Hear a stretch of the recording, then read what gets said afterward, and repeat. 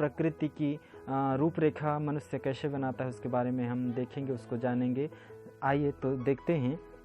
प्रकृति में देवी देवताओं का शरीर हम सबने बनाया है, उनका रंग रूप हमने ही बनाया है। वो अनाम हैं, उनका कोई नाम नहीं, आलेख हैं, अनंत हैं, अरूप हैं, तो निराकार हैं, फिर भी मनुष्य उसको बनाता है और फिर उसको पूजा करता है। तो आइए देखते हैं पंच प्रकृति को हमने कैसे रूप दिया है। सर्वप्रथम हम देखते हैं पृथ्वी को, पृथ्वी कैसे दिख। तो दोस्तों पृथ्वी प्रकृति में ऐसा दिखाई देता है, वैज्ञानिकों ने ऐसा इसको कहा है, पृथ्वी गोल है, पृथ्वी ऐसा दिखती है। तो पृथ्वी ऐसा दिखती है, वैज्ञानिकों का मान्यता है। तो जब इस पृथ्वी गोलाकार पृथ्वी को मनुष्य एक देवी के रूप में देखना चाहे तो मनुष्य कैसे बनाता है उसको हम देखिए। मनुष्य उसको कैसे बनाता है देखिए, ऐसे मनुष्य बनाता है पृथ्वी को, गोलाकार पृथ्वी को। देखिए सृजन की देवी पृथ्वी, यहाँ लिखा हुआ है पच्चा मामा दौला about me goddess art birth art earth goddess, मतलब जन्मदात्री है, सृजन की देवी है पृथ्वी। ऐसे रूप में पंच प्रकृति को बनाया जाता है जैसे पृथ्वी को बनाया गया है, ये रहा। उसके बाद कुछ दिन लोग उसको अपने अपने हिसाब से बनाते हैं। देखिए पृथ्वी को ऐसे भी रूप दिया लोगों ने, उसके बाद ऐसा रूप दिया लोगों ने, अंत में लोगों ने पृथ्वी को ऐसा रूप दिया। तो ये सब लोगों की भावना की बात है, लेकिन प्रकृति में पृथ्वी का रूप ऐसा है, परंतु लोग जानने के लिए और देखने के लिए रूप। दोस्तों पृथ्वी की हमने देखा, अब हम देखेंगे दोस्तों जैसे जल का, आकाश का, वायु का, अग्नि का। हमने पृथ्वी का देख लिया, तो चल जल का, अब अगले हम अग्निदेव का देखेंगे, रूप कैसे देते हैं मन। दोस्तों अग्नि प्रकृति में ऐसा है, जो चित्र दिया हुआ है ऐसा नहीं, उसके पीछे में जो दिया हुआ है अग्नि, प्रकृति में ऐसा रहता है, आप तो सभी जानते हैं। परंतु मनुष्य उसको देखने के लिए ऐसा रूप देता है, विभिन्न सारे रूप ऐसे देते हैं। मनुष्य ऐसे बनाता है प्रकृति को, अग्नि को, प्राकृतिक शक्ति को मनुष्य अग्नि देवता के रूप में उसको बनाता है, ऐसे बनाता है मनुष्य अग्निदेव को। अग्नि के बाद आइए दोस्तों हम वायु को देखते हैं, वायु देवता को। वायु का कोई रूप रेखा नहीं है दोस्तों, परंतु मनुष्य उसको देखना चाहता है और ऐसा रूप बनाता है जिसको हम वायुदेव को ऐसा रूप बनाया जाता है।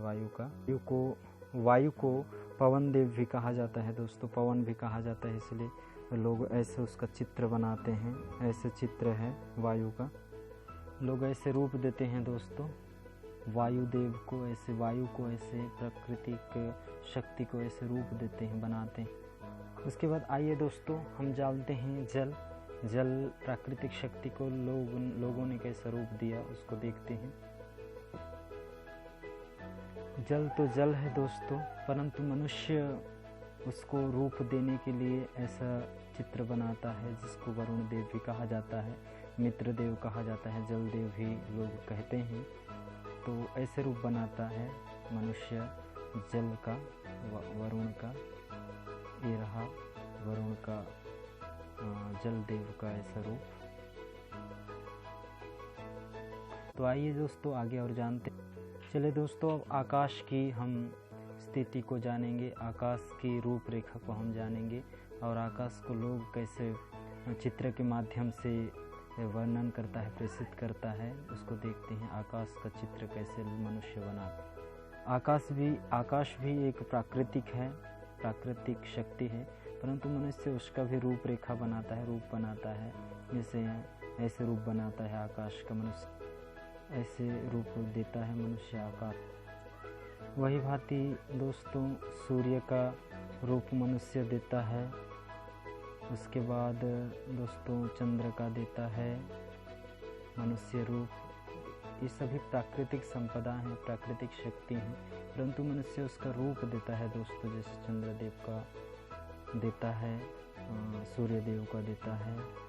सूर्य गोलाकार हैं, परंतु उनका एक व्यक्ति के रूप में या फिर एक शक्ति के रूप में या पुरुष के रूप में ऐसे चंद्रदेव को प्रेषित किया जाता है दोस्तों। तो प्राकृतिक शक्ति को मनुष्य ने ही रूप और रंग दिया है दोस्तों। प्रकृति तो प्रकृति ही है, परंतु मनुष्य के द्वारा ये सब चीज़ बनाई गई है। प्राकृतिक शक्तियों को रूप रंग दिया गया है। प्रकृति तो प्रकृति है दोस्तों, परंतु मनुष्य उसका रूप रंग बनाता है।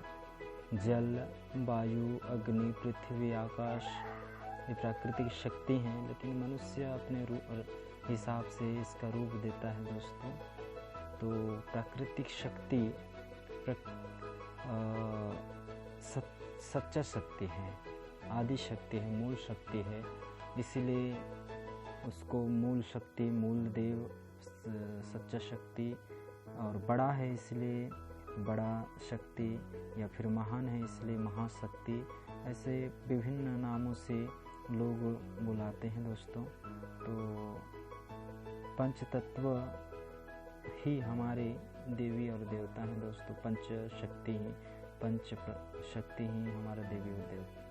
ये सारा दुनिया पंच शक्ति से ही बना है दोस्तों। यदि हम पंच शक्ति की बात करें तो हमारी शरीर भी पंच शक्ति से ही बना है। और पंच शक्ति में हमारे यदि हम देखा जाए तो प्राकृतिक हमारी देवी और देवता क्यों और कैसे हैं। आकाश को यदि हम देखें तो आकाश और पृथ्वी का मिलन जन्मों जन्म का है दोस्तों। आकाश को हम पुरुष मान लें या शरीर मान लें, जल, वायु, अग्नि, इन सब को हम बीज मान लें, और पृथ्वी को नारी, जमीन मान लें, तो इन दोनों के मिलन से ही, प्रकृति और पुरुष के मिलन से ही सृष्टि का सृजन होता है। आकाश और पृथ्वी का मिलन जन्म जन्म का है। प्रकृति और पुरुष का जो मिलन से ही सारा संसार बनता है। पृथ्वी से सारी सृष्टि का श्रृंगार, निर्माण और सृजन होता है। तो दोस्तों इस मनुष्य का शरीर पंच प्रकृति से बना है और पंच प्रकृति में ही लीन हो जाएगा। इसलिए पंच प्रकृति ही हमारी देवी और देवता है, जिसको हम आदिदेव, अनादिदेव, मूल देव, बड़ा देव, महादेव, महान देव, दुल्हा देव, सत्य देव, शब्द देव भी बोलते हैं दोस्तों। तो ये सारी जितनी चीज़ें हैं ये कुछ शब्दों में बयान नहीं हो पाएगी दोस्तों। फिर भी जितना हो सकता है उतना मैंने आप लोगों को समझाने की कोशिश की। इसमें से यदि आप लोगों को कुछ भी बात समझ में ना आया हो तो आप मुझे कमेंट करके पूछ सकते हैं दोस्तों। और मेरे इस YouTube चैनल को लाइक करें, कमेंट करें, सब्सक्राइब करें और शेयर करें। आज के लिए यहीं तक। प्रणाम, नमस्कार। अगले वीडियो में फिर मिलेंगे। जय हिंद, वंदे मातरम।